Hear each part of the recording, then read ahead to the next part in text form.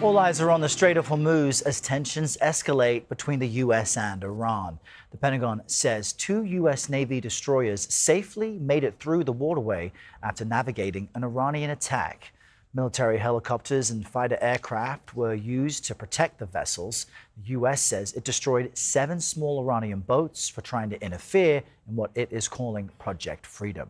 Iran launched its first missile and drone attack on the UAE since the ceasefire with the U.S. took effect. United Arab Emirates authorities claim one drone caused a fire at a key oil facility there. But yesterday, President Trump touted the success of the U.S. operation in Iran. We can't let Iran have a nuclear weapon. We hit all new highs, and I said we have to take care of business because we can't let that happen. So we did a little detour, and it's working out very nicely. I call it a mini war because that's all they are. They don't have a navy anymore. Iran's foreign minister says peace talks with the U.S. are making progress, but he criticized the U.S. initiative to guide ships out of the Strait of Hormuz, writing, quote, Project Freedom is Project Deadlock. We've got team coverage on this for you this morning. Ramy Inocencio is tracking the situation in the Strait of Hormuz from our London bureau. But let's begin with CBS News White House reporter Aaron Navarro in our D.C. bureau. Aaron, good morning. Great to see you. President Trump told lawmakers hostilities have terminated. We heard him there call this a little war, but that's not exactly what we're seeing in the Strait of Hormuz. So what are you hearing from the White House? Good morning, Errol. That escalation we saw yesterday is a result of the U.S.'s Project Freedom, which President Trump defended. At one point in an interview with Fox News on Monday, he said Iran would be, quote, blown off the face of the earth if they attack U.S. vessels guiding those stranded ships in the Strait. We also heard him sound almost ambivalent on if yesterday's actions mean the ceasefire is over. Asked in a radio interview if this marks the beginning of a new phase of the war, the president responded, quote, one way or the other we win, and touted the sinking of those Iranian small boats. Now, the president did say the two countries are still negotiating and that Iran was being more malleable, flexible than they have in the past. But it's clear the U.S. won't shy away from more military action as those diplomatic talks continue. In addition to events with the president that we're expecting today, we'll be hearing from some other voices in the administration as well, as Secretary Hegseth and the Chairman Joint Chief of Staff Dan Kane will give a presser in an hour or so to talk about the war.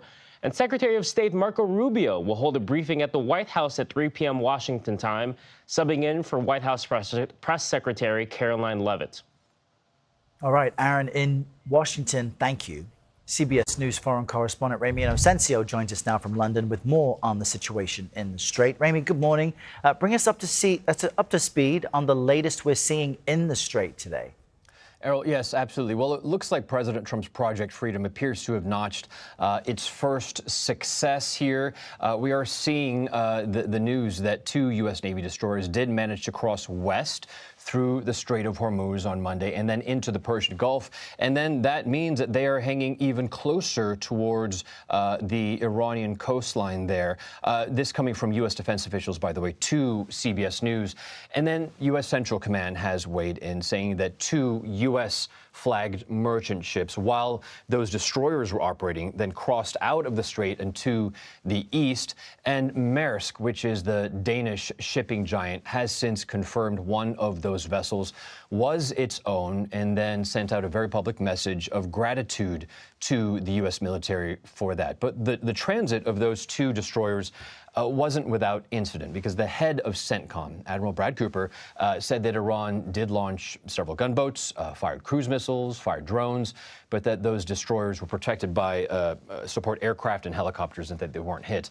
So that is the story from the U.S. side. But Iran is pushing back on this a bit, at least, not denying that they attacked, but that the U.S. Navy hit civilian boats and that killed 5 civilians there. Iranian state media this morning also claimed that the strait is still fully under control. And just crossing the wires right now, I just want to read you the latest from the IRGC's deputy chief, saying that the U.S. will suffer severe repercussions if it escalates tensions against Iran. And we have the foreign minister, Abbas Araghchi, on X earlier, also saying, again, as you said, Errol, that Project Freedom is Project Deadlock and that there's no military solution to this. But again, in terms of some political solution, we also know that those talks, at least for now, are still deadlocked. And considering that deadlock, Ramy, and that there's tensions in the Strait, what impact is all of this having on energy markets?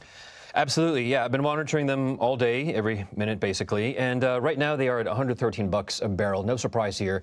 Oil had been just a little bit higher, jumping to $115 overnight because of the back and forth that we've just been talking about in the Strait of Hormuz. But if President Trump, I got to say, if he was hoping that forcing a way through the passage with these two U.S. destroyers and expecting Iran to not do something, we know now they did, firing missiles and drones. And if he thought that that was going to make the price of oil fall, obviously it has gone the other way, at least in the short term here. We're also looking at the fallout from Iran hitting across the waters, the United Arab Emirates. There's that plume of smoke from the Fujairah oil industry zone. This is actually one of the few ways that oil can get out of the Middle East by land through a pipeline. The UAE there condemned this attack, but also we're hearing from regional neighbors. Pakistan, host of these talks, attempted host of the second round of talks. Saudi Arabia, the UK, France, Germany, all saying, keep calm. Guys, we got to come together. All right, Ramy. Inocencio with that comprehensive update from London. Ramy, thanks.